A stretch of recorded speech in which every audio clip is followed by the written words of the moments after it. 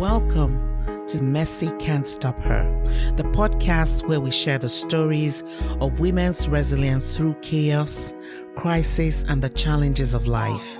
I am your host, Judith Cambia Obetusa, JKO. I know in the last couple of weeks we've been talking about domestic violence because it's my passion to create awareness about it and to prevent it happening because of how much it costs us as individuals, families, and the society. However, on today's episode, I just want to delve into something that affects us, not just in domestic violence situations or from domestic violence situations. Every year, the month of May is Mental Health Awareness Month. I didn't really talk a lot about mental health awareness because when we talk about domestic violence, it also impacts our mental health. So through the month of May, I didn't talk about mental health. And during our conversations about domestic violence, we also talked about some of those parts of our mental health that domestic violence affects.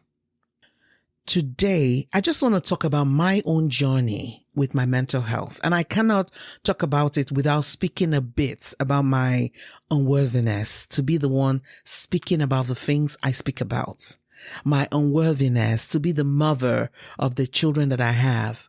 My unworthiness to be who I am, because that has been a struggle of mine for so many years of my life. I lived unworthy. I felt unworthy. I was told I was unworthy. I was treated like I was unworthy. Most of my life, I've struggled with depression. And for most of my life, it was undiagnosed. But then after I had my third child, I did those tests, those online tests. And out of 10 things on the list that they said, these 10 things could mean that you have depression. 7 of them were strong for me. And then when I moved from Nigeria to Canada, I was diagnosed formally as somebody who had depression. And if you're a Black woman like me, you know, in the Black culture, these things, when we talk about mental health, it's a thing of shame. And if you don't feel enough shame about it, or you don't feel shame at all, there are people who have made it their life's work to make sure that you feel shame and to try their best to make you ashamed. Sad to say, some of them are clergy. Some of them are church people. And some are family, some are also friends. I lived my life knowing I was different. I felt different. I was too sensitive, according to many people, and damn too emotional. And for God's sake, stop wearing your emotions on your sleeve, girl. It's not that difficult. I mean, you're taking things too seriously. Don't take it personal. These are some of the things I've been told. Who I was not good enough, and I lived unworthy. In this conversation, I'm going to talk about some of the things that are part of my personality, but they have also been my strength. They were the things people talked against, but they've turned into the things that have helped me stay here. And I will explain what I mean by stay here further on in this conversation. Thankfully, I had 2 experiences that impacted my mental health journey and helped me begin to smoothen the jagged edges of my feelings of unworthiness. One was traumatic and the other was terrific, but both really helped me. You may have guessed one already. If you've been a listener on this podcast, yes, I always talk about my experience during my master's, but there's another part of my experience that I cannot stop talking about. That is my experience with the child welfare system in Canada, because as traumatic as that experience was, it made a positive experience. It gave me a positive outcome in terms of knowing myself and helping me along my mental health journey. My worker was a registered social worker, so she has a master's in social work, and she's also a licensed counselor. So she gave me extra support. She wasn't just there doing child protection service work. She impacted my life in so many ways. I remember when some of those who have made it their life's work to make you feel ashamed told me I needed to be ashamed about the situation with the child welfare system, which had nothing to do with something or anything that I did, by the way, but rather mostly about systemic racism, which at that time I did not know about. But these people who wanted me to feel shame, they knew because they had been here longer than I had. And the person actually said, you should be ashamed. It is a thing of shame to be involved with the child welfare system. I have to give a shout out to my wonderful friend, Lisa Raful, who was a strong support and advocate during my experience with the child welfare system. I'm shouting out to her because she's a friend in a million, and she always reminded me not to be ashamed.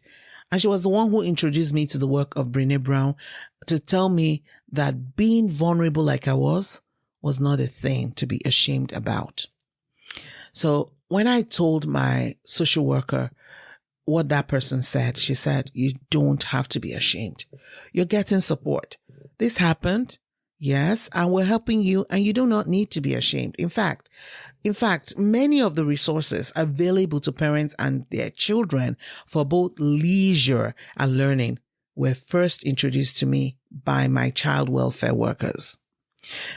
So 2 things in my experience, especially since I came to Canada, that have really helped me on my mental health journey. They've really, really helped me on this journey, has been my experience with the child welfare system that I talked about a minute ago, and then my master's degree. Because it was in my master's degree that I actually began to understand who I was better. And I don't know why that was the moment, but they say that when the student is ready, the teacher comes along. Sometimes you hear many things and they don't make impact. I had done personality tests in the past, but it did not impact me like the one I did during my master's. Although they were not the same type of personality tests, but they were not just tests. It was the way the organizational culture course instructors, Bev McPhee and Randy Toots, used these personality tests, those personality tests that we took, to work with us, to show us how those things are applied at work and in our groups, teams, and even in family and social interactions. That really made a lot of difference. So not only did it help me understand myself better, it also helped me learn to understand others better. Another learning from my master's degree was from another program instructor. And it wasn't just a learning, it was a life-changing learning. Zhengyi Li, our intercultural communication sensei. That's what we call him. We call him the sensei, who always talked about context, how important context was. Prior to that time, this person said this to me, and then you just took it and ran with it, either to the negative or positive. But context made a whole lot of difference for me.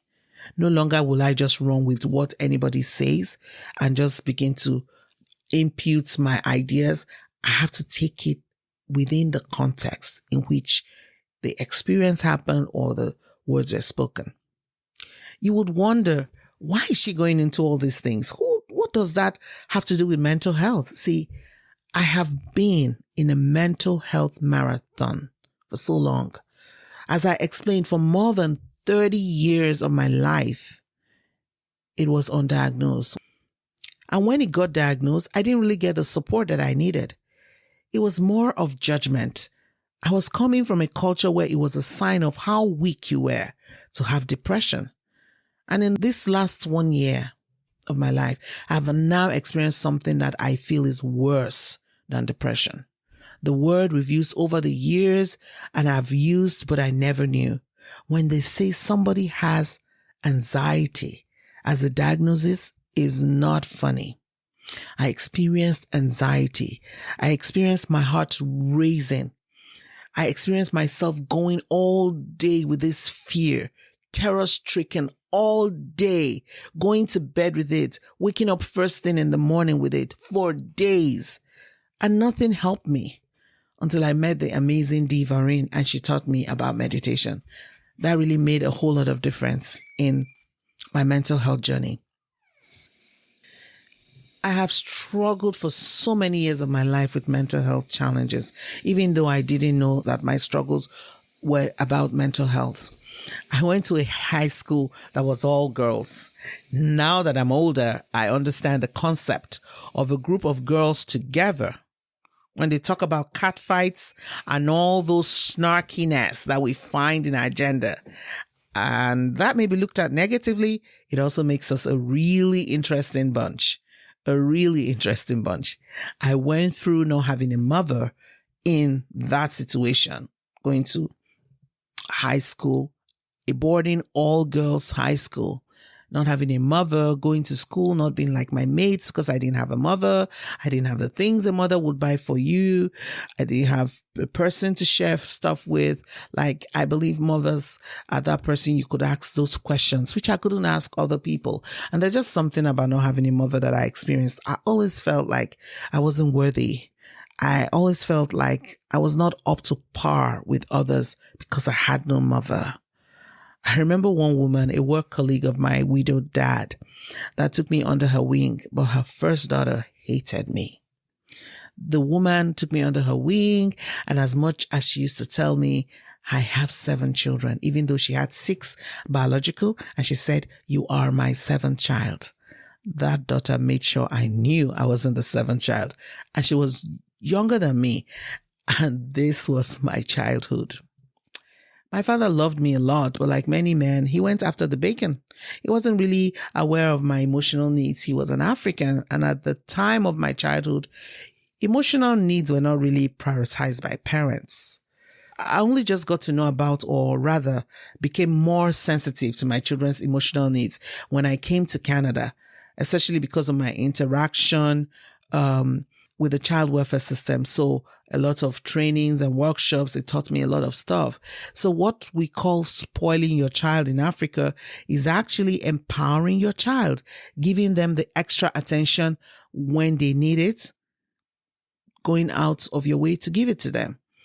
So I talked about my being here when I mentioned being here. Yeah, being here because I tried to kill myself several times when I was growing up. I tried to kill myself twice as a teenager. The first time, I almost succeeded. They had to rush me to the hospital and all of that. And the second time, my uncle had to break through a wall to make sure I didn't succeed. So I didn't even get to the point of using what I had bought to use on myself. So I understand what it means to kill yourself, to want to kill yourself, and how you are so drowned. You're almost drowning in despair. And there are people all around you, and yet there's no one to talk to. There's no one that will understand. Because like I said before, there are people who will tell you, you are taking it too seriously. You're taking it too personally. You are too emotional. Why are you so sensitive? And I lived in this thing. I lived in this situation. The only thing that saved my life after those 2 times I tried to kill myself was because I gave my life to Christ.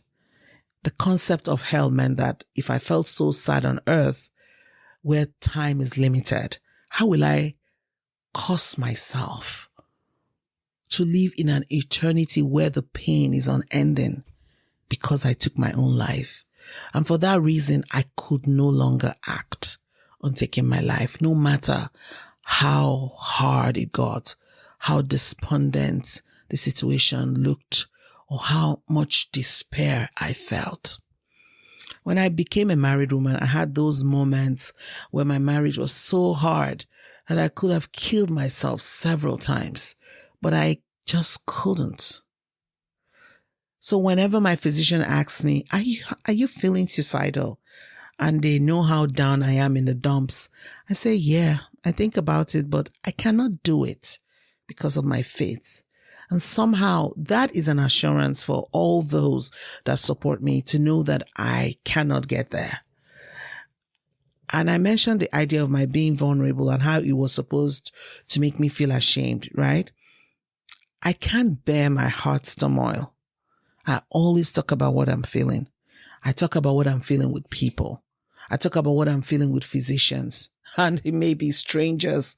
Who knows? Sometimes I get so scared that if I don't talk about it, I'll hurt myself.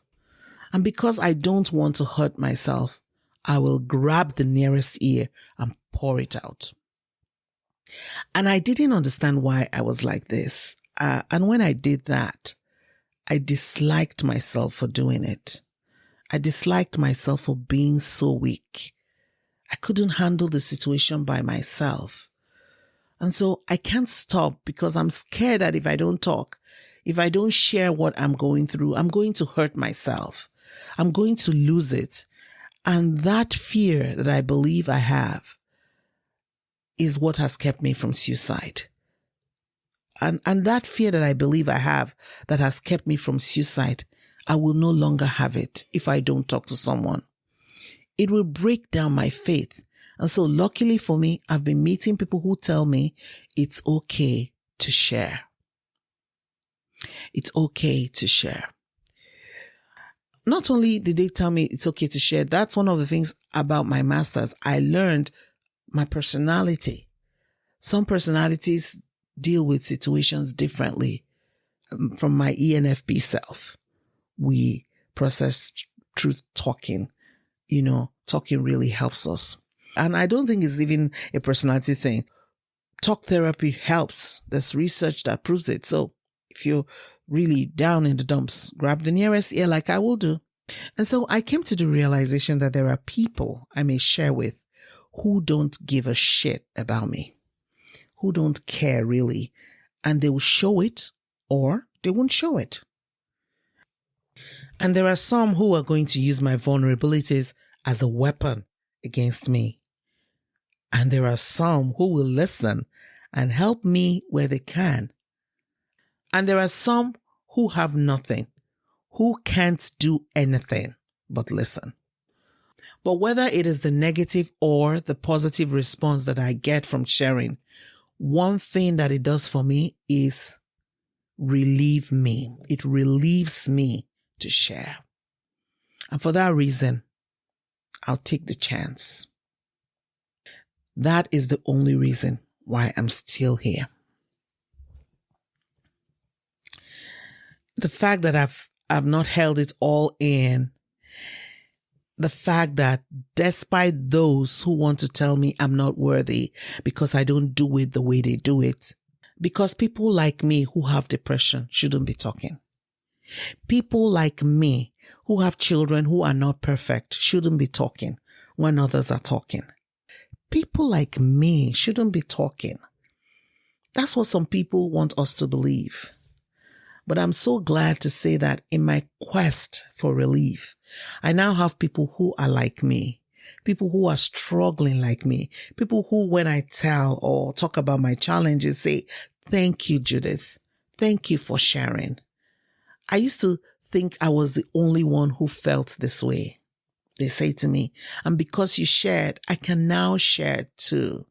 Because of my sharing, I've met people like my Lisa Refuel, who exposed me to many things, helped me see new perspectives. That's another word that I took from my master's degree.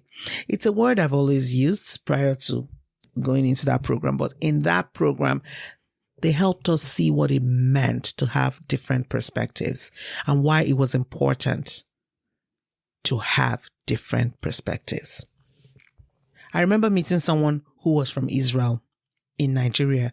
So in Nigeria, when we cook, we have our soups, we have fish, we have snail, we have dry fish. You could have fresh fish, all of them in one soup. And we have lamb, we have beef in one soup, and sometimes with chicken, all types of meats and fish in one soup. He said he hadn't ever eaten like that before he came to Nigeria, but he loved it. So different perspectives make the soup sweeter. Until we learn to allow other perspectives, the sweetness that is life, we will never experience it. One thing I want to say is I just want to talk about my unworthiness. I'm not worthy to talk about mental health in public. People like me should be ashamed of ourselves. We manage depression. We've been living with anxiety. People like me don't have perfect lives.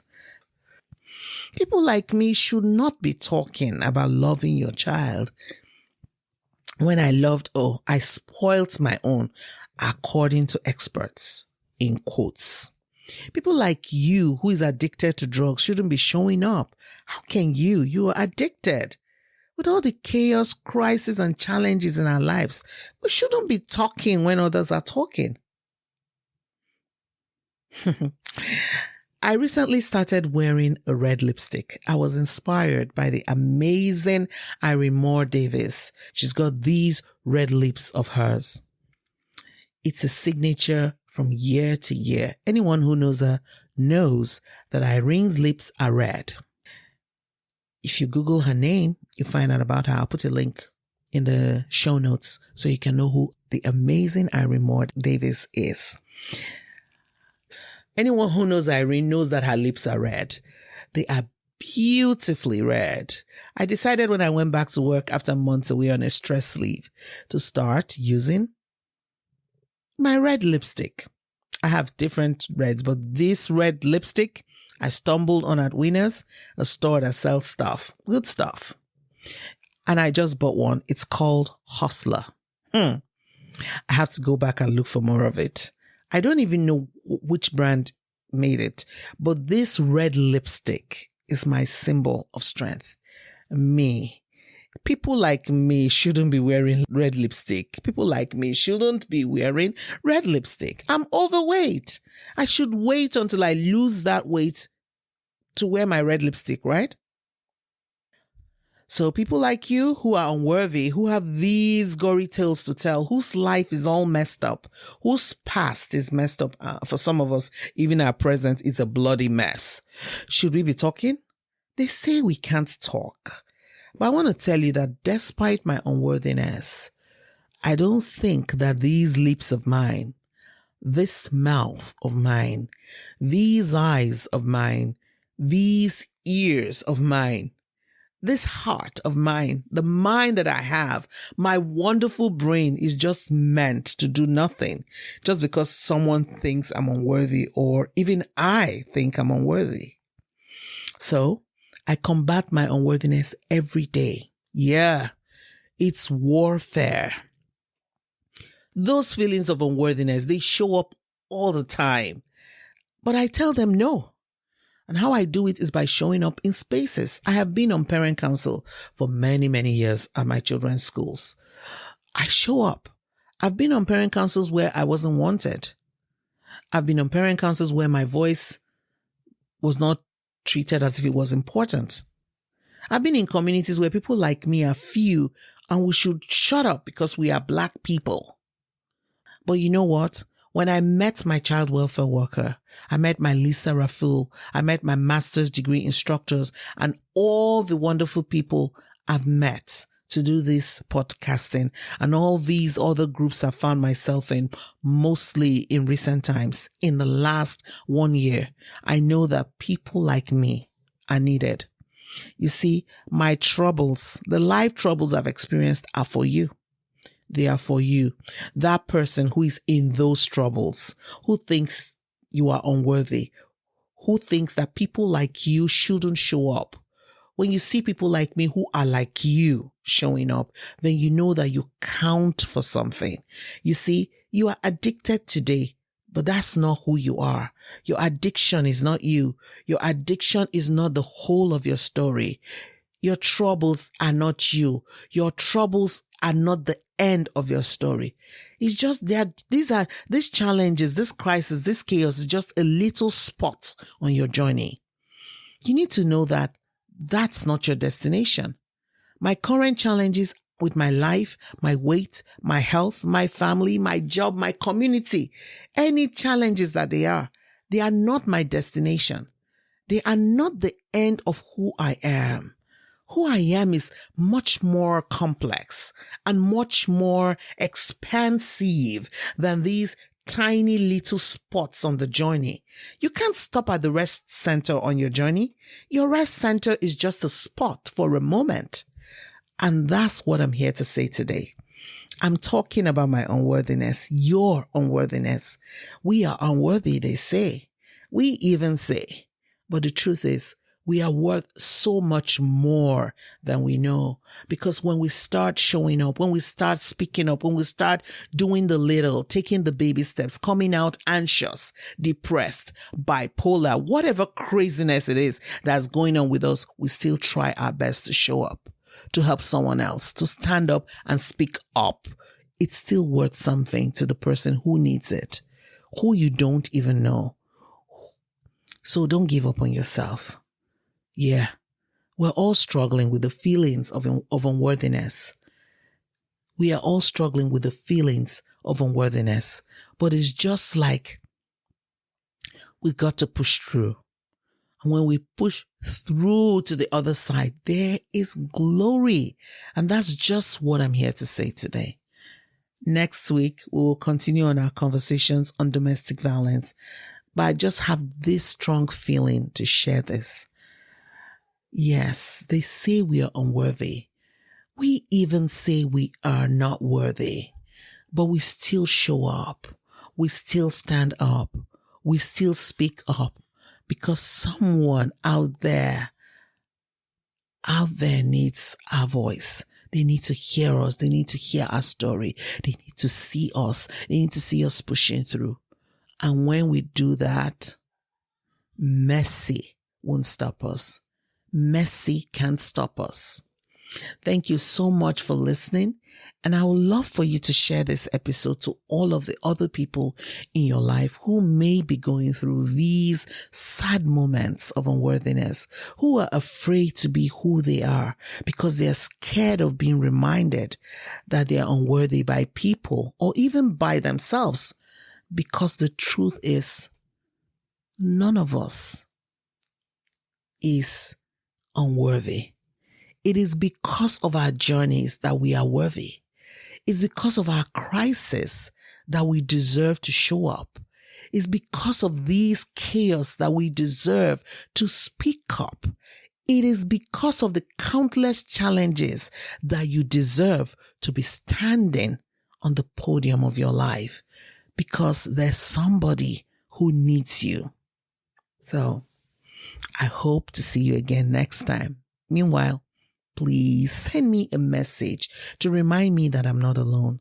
Send me a DM on Instagram or Facebook at Judith Obatusa. Please, I want to hear from you. I want to know what you love for me to talk about or how my rambles are making a difference. Please, I don't want to feel alone. Don't make me feel alone. Send me a word. Okay?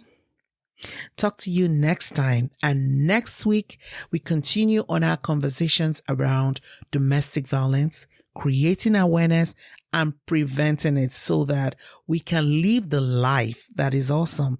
And as we always say, mercy won't and can't stop us. Have a great day and see you next time.